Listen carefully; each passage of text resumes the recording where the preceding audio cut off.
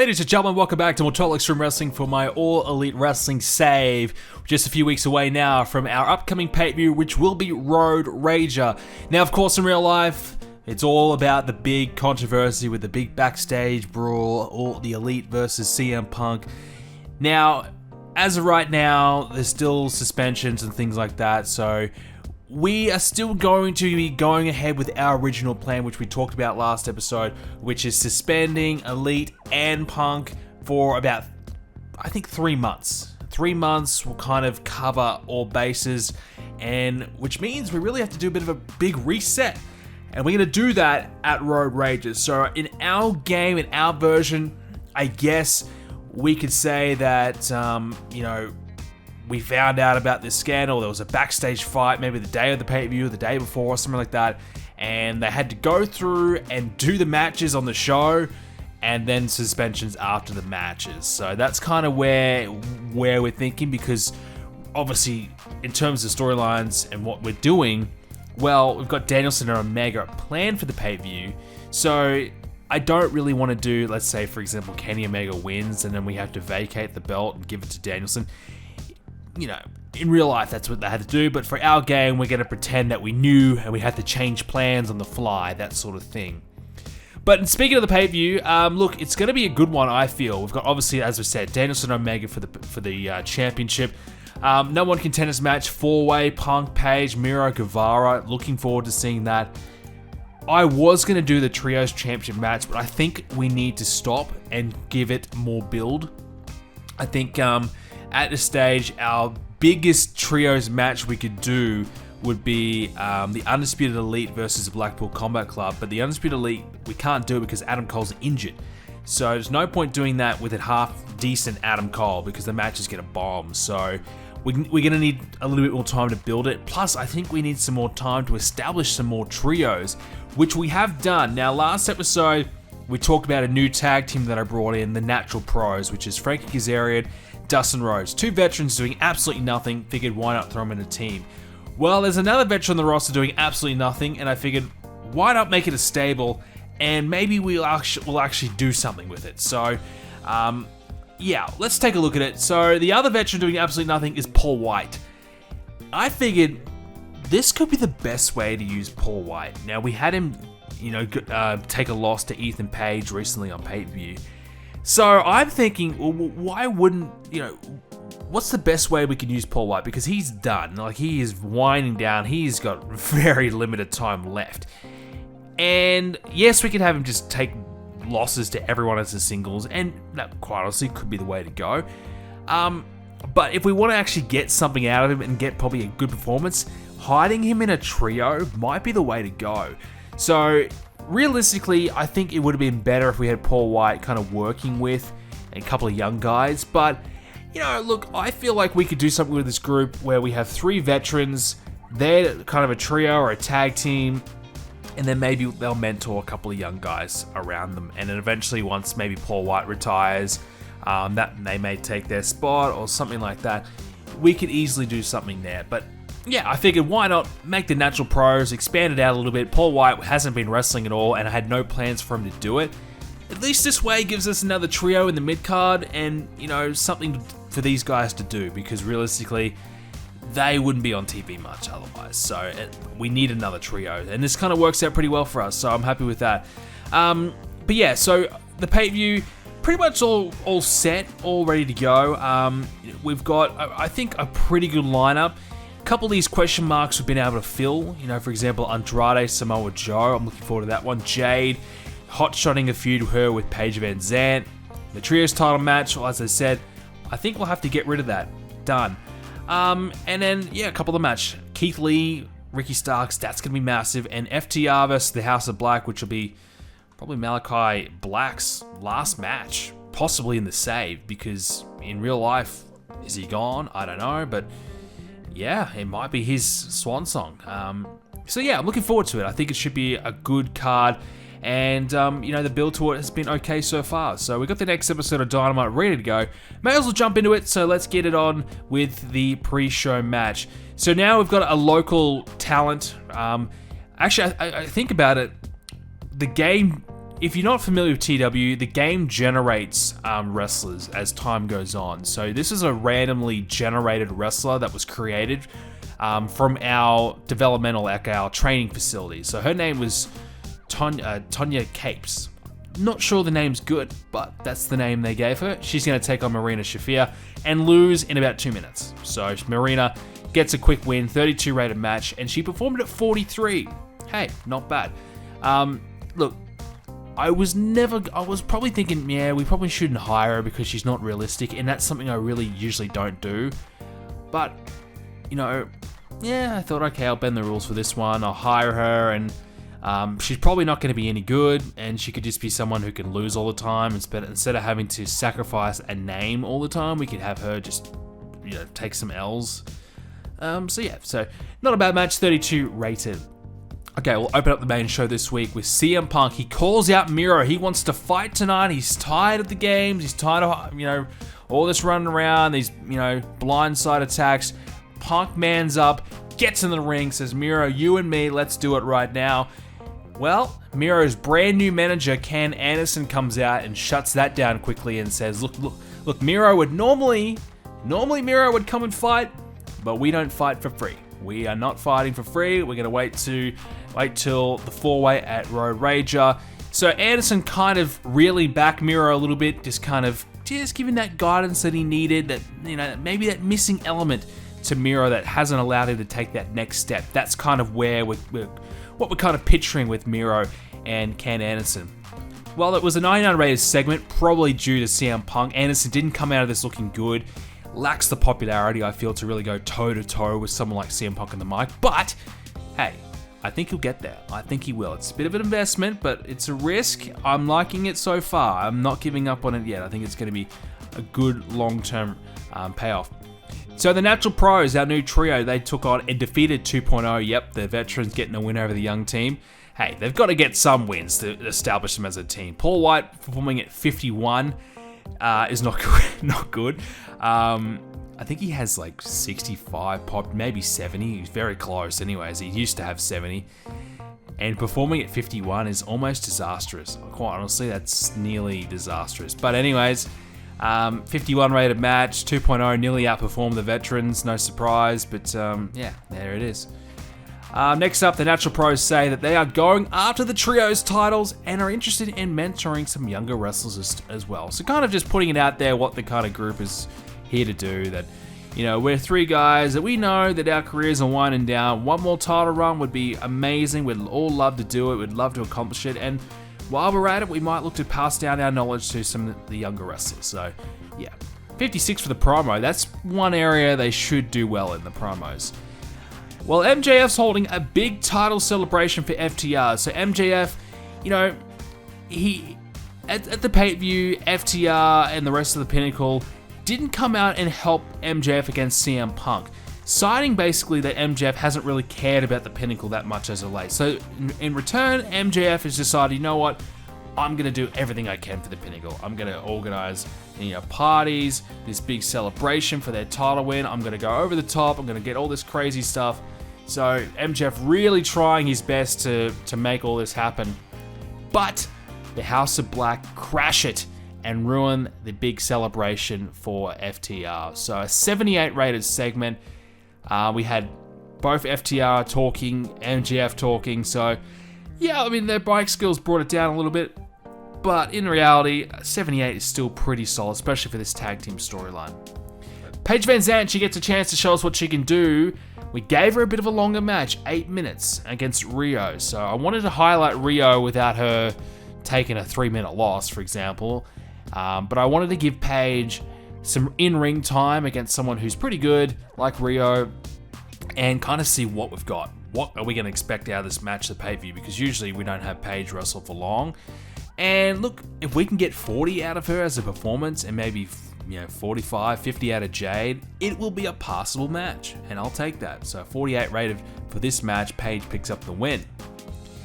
Post-match, the Acclaim, which of course is affiliated with Jade, they make sure that Jade can't come and attack Paige, because obviously last week Paige Van Zandt attacked Jade and pretty much started this whole situation between the two. So yeah, the Acclaim making sure Jade can't come down and fight Paige. Instead, she's going to wait till the pay-per-view. 52 rated for that one. So that's a good segment. That's fine. So there's something here, I think.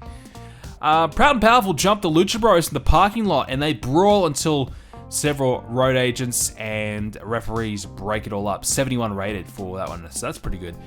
Yeah, well, last week we had the official turn. Proud and Powerful turning babyface after the Lucha Bros spat in the face of Proud and Powerful. They were not having it. They did not care for them at all after taking a loss.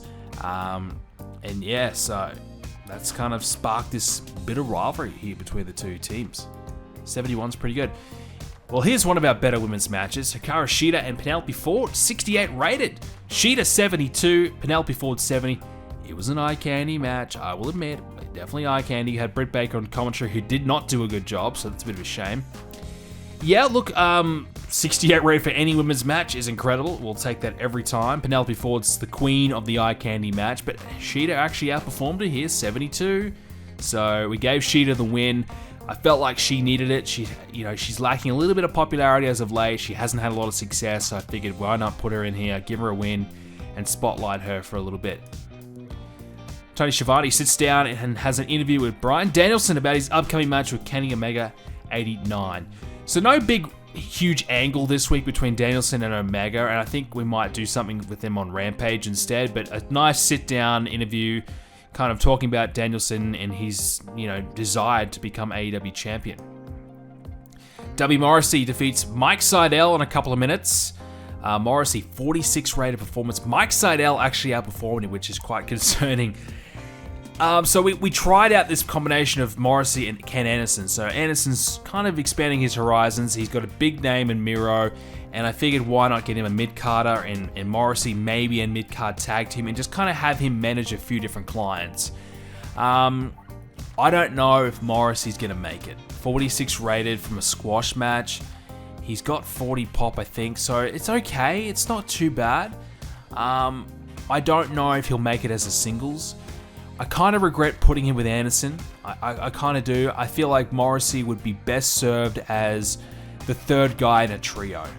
I really do. I'm not sure which trio could utilize him. Definitely, I'm sure there's a heel team that could utilize a big man, like someone like the Acclaim, for example. If they had a big man in their corner, would work great. So that's kind of where I feel like Morrissey would be at his best, but I'm kind of looking at him as a singles and trying to see if he can, be a mid-card monster heel and maybe have that big Will Hobbs matchup. That would work, but I'm concerned. 46 rated performance. I'm not sure if he'll be able to take that next step. So, we won't give up on him yet. We'll give him a few more weeks, but yeah, early signs are a little concerning. Next up, Andrade warns that Samoa Joe not joining the Christian Coalition would be a huge mistake and one that he can't afford to make. 84 rated for that one. So nice segment actually here. Andrade, good talking segment. Samoa Joe, his talking segments have been great. So nice back and forth here between these two. Look, we are building towards Andrade and Samoa Joe at the pay-per-view, which I think is going to be a really good match. Joe struggled and he has not been good. He's a guy that could probably be in a trio, honestly, or a tag team. Him as a singles isn't really working. But we're giving him a singles match here with Andrade, and let's see how that goes. I think it'll be good. I really do. Tony Nese took on Keith Lee one-on-one, 78 rated. So of course Tony Nese a part of Team Taz, which is with Ricky Starks, and it was a solid match. Keith Lee, he's been unbelievable. Honestly, he's a great TNT champion. 83 rated. Tony Nese 59. So Keith Lee's the sort of guy you can put him with anyone and he'll give you a good match, and that's kind of what we need. He has been a really, really good TNT champion, and I think he and Ricky Starks will tear it up at the pay-per-view, quite honestly. 78 for that one. We had a Divinity versus TJ hype video, so kind of promoting this up-and-coming Tag Team Championship rematch. 43 rated, that's okay, not bad. The women got a bit of time on this show, actually, because we had another women's match. Toni Storm and Cassie Lee, 71 rated, so that is nearly our best ever women's match, honestly. We don't get too many in the green in the 70 plus. Cassie Lee, I think we have to give the crown from Penelope Ford to Cassie Lee, because Cassie Lee, 76 rated performance in an eye candy match. I think it might be we might be having ourselves a new official eye candy queen, Cassie Lee. We actually gave the win to her as well. Normally we've been protecting Toni Storm, but I wanted to give Cassie Lee a bit of a screwjob win with Jessie McKay interfering and costing them the win. So we are building towards the Inspiration versus Thunderstorm in a tag team match, which I think is probably outside.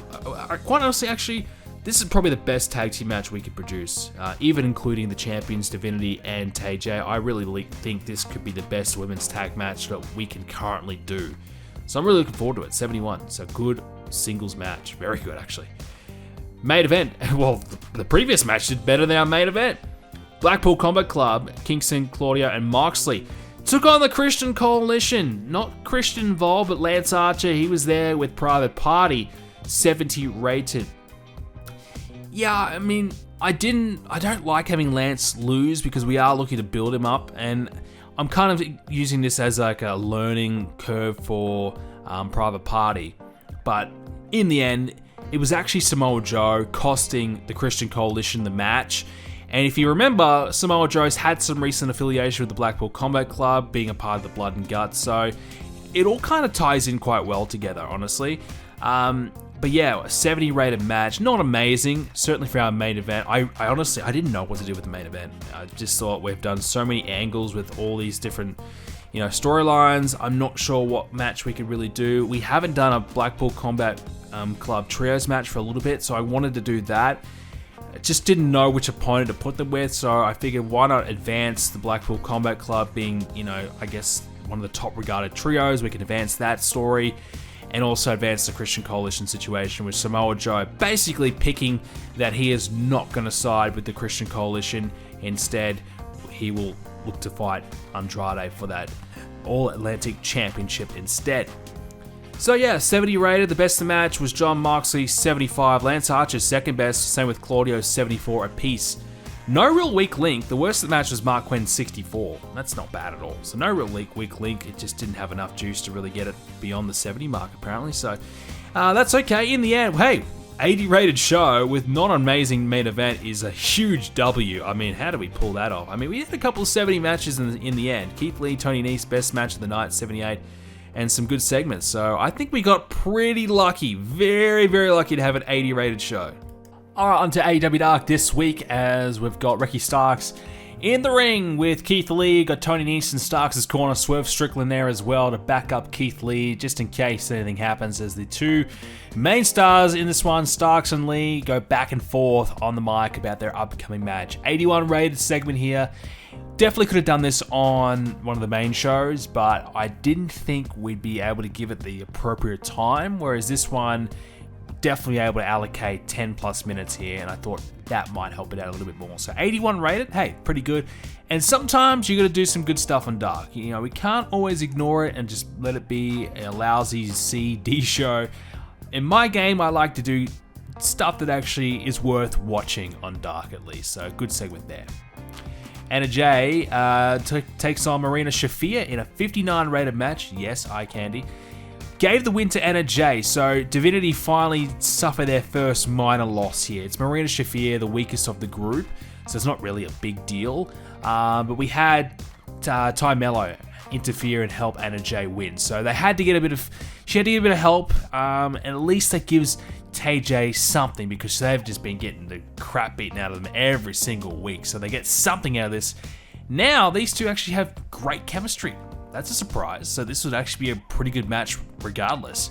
So 59 rated match from Anna Jay and Marina Shafir. When I booked this, I thought, hey, if we can get 40, we're doing good.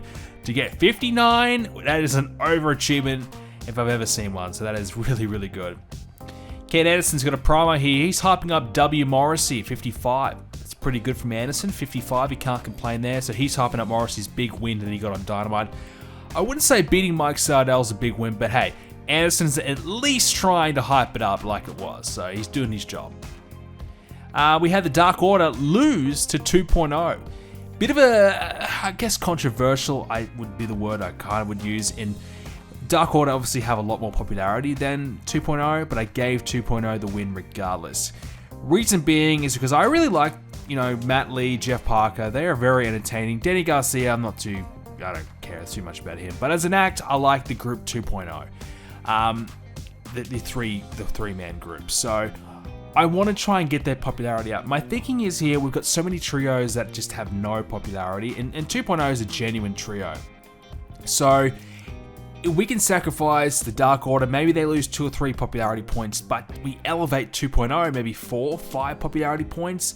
And if we have 2 teams with 30, 35 popularity rather than one team with 40 and one team with 20, 25, I feel like that's a better trade-off anyways. And if we can try and accomplish that, that would be great. So I don't know how much popularity changes really take place on Dark. I don't think it's that significant considering the lack of viewership, but hey, worth a try anyway. So 44 for that one. So 2.0 with a big win.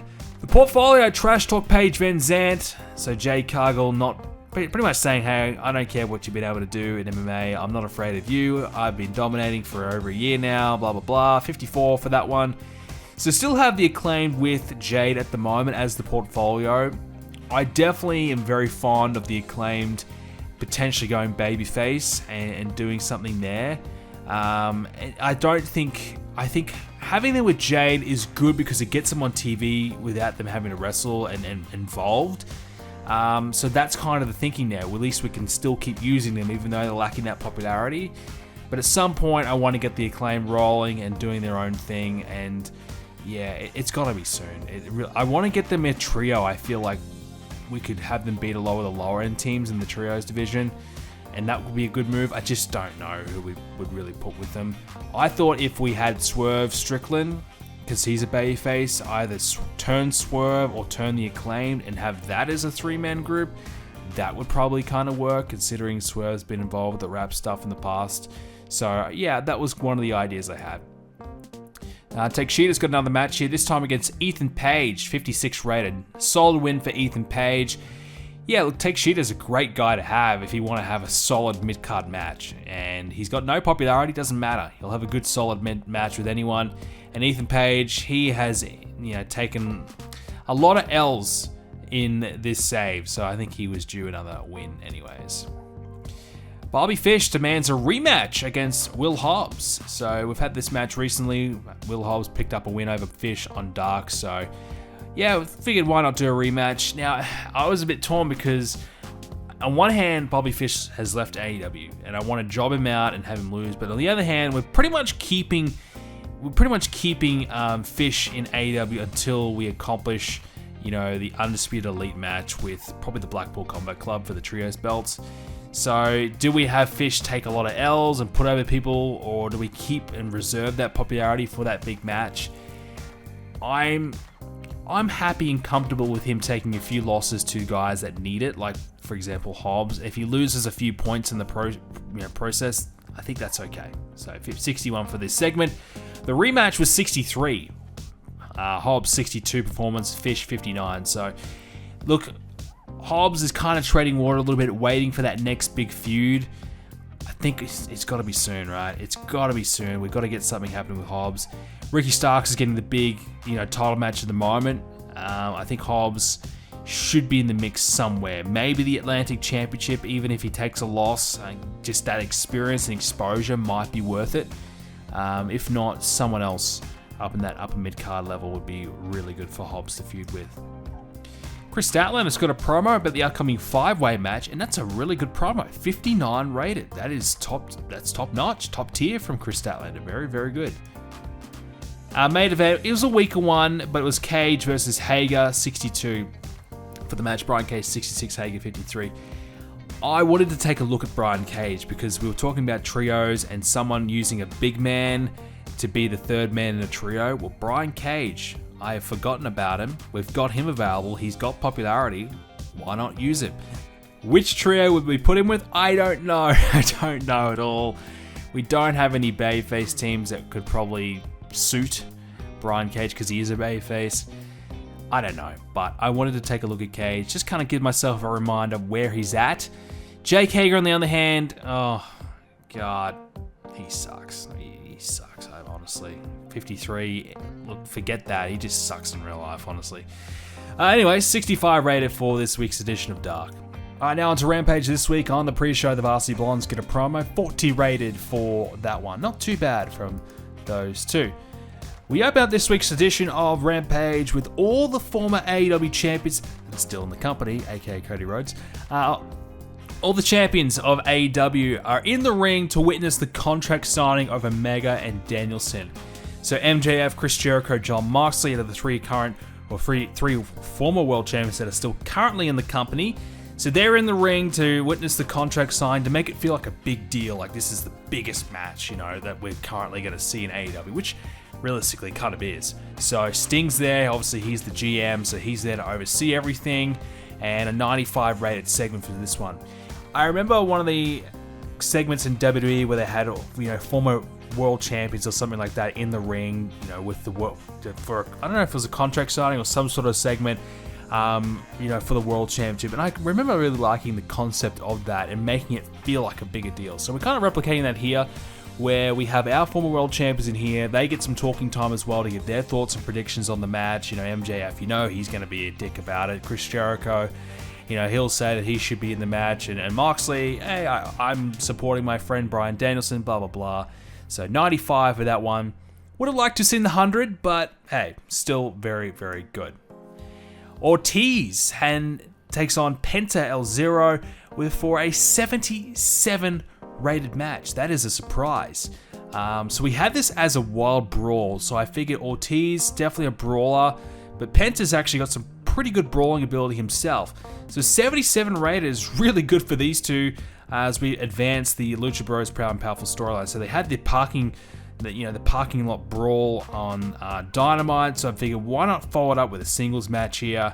And yeah, it's worked. 77 is really, really good. And probably, obviously Rey Fenix, he's the star of all, both these teams combined. So to get a really solid match without having to use Rey Fenix, it definitely is a plus. So Ortiz got the win. I wanted to give Proud and Powerful a solid win because, they lost the original tag team match. So kind of giving them something here to make the rematch look a little bit more believable. I think we might do some sort of gimmick match at the pay-per-view for the rematch anyways. Malachi Black says it's all or nothing for the House of Black at Road Rager. So he's talking about the tag team championship match, the fact that if he loses, and they're not going to get another title shot, that's it. But in reality, it's all or nothing because, if they lose, he loses, well, he's done, which is what's going to happen. So 78 for that one. We had Adam Page and Sammy Guevara team up to take on the Acclaim for 67. So these guys will be in the Fatal 4-Way, so they are both bay faces. So I figured rather than having them verse each other, which wouldn't make too much sense, wouldn't be a great match, I don't feel. Let's have them team up. They beat the Acclaim, but I wanted to give the Acclaimed a spotlight here against two of our top guys. No shame in losing to them sort of deal. So solid 12-minute match. Guevara and Page pick up the win. 67 it was. Post-match, CM Punk is here to run off Miro as he attempts another attack from behind. So Punk is just basically stopping Miro from, beating up everyone else in this match. I get that it's kind of making Guevara and Page look a little weak, and I feel like that's probably the only issue with this feud that I've got is that, Guevara and Page have been the ones getting beaten down. Punk hasn't really gotten beaten down yet from Miro. He's been able to avoid it all, so it makes Page and Guevara look pretty weak in comparison, but in reality, if you're talking about who's going to be the next contender, really, it only would be between Miro and Punk anyways. Guevara has had so many chances, and Page is coming off a pretty bad Chris Jericho feud, so in reality, Punk would be the right choice, or Miro, so 83 for that one anyways. In our main event, I figured Malachi Black, he's on his way out, so we've got to start giving him a couple L's before he goes. He takes on and gets beaten by Cash Wheeler, 72 rated. These two have no chemistry, so brought the match quality down. 69 from Cash, 67 from Malachi. So not a great match, obviously no chemistry. Killing it, so a 72 for the match. Still though, a 77 rated show, which I was kind of worried about having a solid show. 3 matches is always difficult, but I think we've been able to pull it off, and we scraped through with a 77. Let's take a look at the Rampage viewership, 958,000 viewers. I think we had around about 1 million again for Dynamite. 1 more week's worth of shows until Road Rager, and I'm looking forward to this pay-per-view. It's looking pretty solid. You got Andrade and Joe, 70 rated for that story. Danielson and Omega is looking really good, 88. Divinity TJ, 59. FTR House of Black, 72. Even Paige and Jade, solid, 52. Lucha Bros Proud and Powerful is looking really, really good. That could be the sleeper match. I feel like that could sneak away with one of the best matches on the card. 77 for that storyline. Starks and Lee, 78. Inspiration Thunderstorm, 57. The 4-way has got 87, so that could be amazing. Really could be. The trios, we're not going to do it the pay-per-view. It needs some more time. It's not going well, 70. And the women's top contender, the 5-way among the women, 62 for that one, which is a nice little surprise as well. So things going pretty well. A couple of different potential gains. We talked about giving 2.0 a win over the Dark Order, for example. With that sort of win, it gained Denny Garcia 2 points. I checked earlier, Evil Uno, he lost a point or two. So, it can be beneficial sometimes just to, have one of your mid-card guys that you're not really doing a lot with, just put over a new team, get them at a few extra points, just give them a bit of a jolt, give them a bump up in popularity. Sometimes also having, a good solid match against a top-tier team can work. If you look at Anthony Bowens, I don't know if directly, I don't think that match that he just had would really help that much. I think it was more beating Colt Cabana, but he's been able to bump up a few more points. Max Caster, 43 in the Southeast for Max. That's a pretty big deal. He's got 35 in most other regions at the start of the month. Now, that's been moved up to 37, so that's a pretty good jump as well. So he's gained a few points. That's good enough popularity to start actually doing something more legitimate with, which is really exciting. He's moved up to being recognizable as well, so the Acclaim finally heading in the right direction, which is great to see. Some other couple things, Ortiz got a nice win. He's got mid-60s popularity now, which is really good. So definitely Proud and Powerful are on their way to being a legit potential tag team contender. Definitely, FTR and Proud and Powerful would be a great tag team feud for sure. So there's certainly a few different things we're kind of looking at going forward. Obviously our big stars, they are all pretty much capped at 85, so we're not going to see too much movement beyond that. You got Danielson's there, Omega's there, CM Punk is there. Well, actually, Danielson's not there, 82, 83, so that's something that, you obviously can play around with. And that's why sometimes, it's not a bad idea to have, the CM Punks of the world take a loss, because the best they can get is 85 anyways. And how hard is it to get CM Punk back to 85? Not really. So, and someone like Chris Jericho, he's kind of out of the mix at the moment after that bad Adam Page feud. You probably think, what could Chris really be doing at this stage? Being a manager or being, the main star of a stable, which is what he's doing in real life, probably is the best thing for him. As a singles, it's not really there anymore. Maybe a trio, So there's still a few guys in our roster that aren't doing a lot. Now when we lose the Elite and CM Punk, someone like Chris Jericho could definitely have to step up and take one of those big spots, especially, Bryan Danielson. Maybe he and Chris Jericho could have a match for the championship. That's something that you could really do. I don't know how well that will go in the ring, but that's kind of what we're thinking about. And lastly, Malachi Black, we talked about him taking some losses before he goes. He's dropping a couple of points.